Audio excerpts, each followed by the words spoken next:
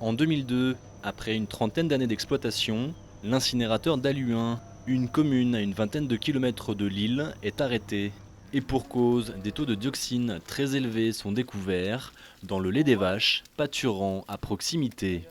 La décision a été prise là de faire une reconversion totale au niveau des agriculteurs et les sols ont été dioxinés. Nous sommes sur une parcelle expérimentale, une des plus polluées par l'ancien incinérateur, à quelques centaines de mètres. C'est la récolte des courgettes. A l'inverse des autres légumes, la famille des cucurbitacées est suspectée d'absorber les dioxines et pourrait donc rendre ces courgettes toxiques, impropres à la consommation. Mais rien n'est encore sûr. Et les salades, les petits pois, les oignons et autres légumes, ils vont tous faire l'objet de tests en laboratoire. La méthode, la même que pour l'analyse des sols, Focus. Les légumes qui ont été préalablement lavés à l'eau vont être déposés dans une clayette, découpés grossièrement à l'aide d'un couteau, et les morceaux découpés vont être disposés dans une clayette en métal qui elle-même est déposée dans le système de lyophilisation. La lyophilisation va permettre d'éliminer l'eau constitutive des végétaux. Ce qui permet de sécher totalement la courgette, qui sera ensuite broyée en petites particules. Et pour un échantillon broyé et séché, on va prélever 2 grammes de végétal. Ces 2 grammes d'échantillon vont être conditionnés dans des cellules métalliques qu'on appelle cellules d'extraction. La cellule d'extraction est placée dans un four pour récupérer des extraits qui passeront encore plusieurs étapes. Évaporation, purification et enfin identification. 17 dioxines sont ciblées. Ce sont en fait ceux qui peuvent apparaître dans l'environnement suite au process industriel. Donc on en a individualisé 17 qui font partie de 2 familles de composés, les dioxines et les furanes. Donc de manière générique, on appelle tous ces composés des composés dioxines. Concernant les légumes, les premiers résultats seront rendus publics dans les prochains mois. Toutefois, d'autres résultats ont déjà été découverts, cette fois sur l'analyse des sols. Sur toute la parcelle expérimentale qui comprend le potager et 3500 m² de terrain en friche depuis 2002.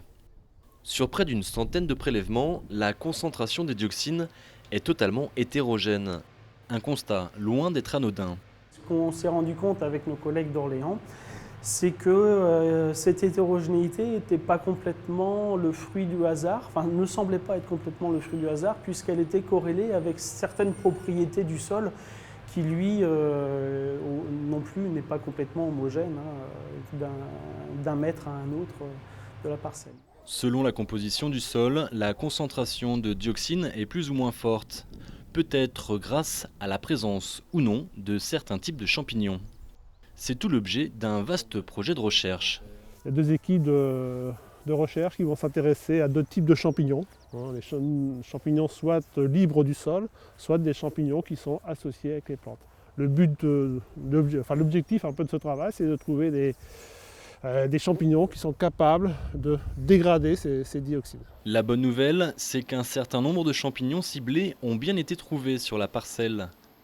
Notamment des champignons qui vivent en symbiose avec des plantes comme la luzerne, le raigrasse ou le trèfle. Actuellement, l'expérimentation qu'on a menée a duré uniquement 6 semaines. Au bout de 6 semaines, donc, les taux de dégradation restent relativement faibles. Mais on espère augmenter ces taux de dégradation en testant d'autres types de plantes qui seraient peut-être plus adaptées. Même si la combinaison n'est pas encore au point, cette méthode de dépollution biologique a déjà fait ses preuves sur des sols pollués aux hydrocarbures ou au PCB. La phytoremédiation a plusieurs avantages. Elle peut s'appliquer à de grandes surfaces. Elle est non destructive, c'est-à-dire que le sol à la fin est vivant, contrairement aux méthodes physico-chimiques.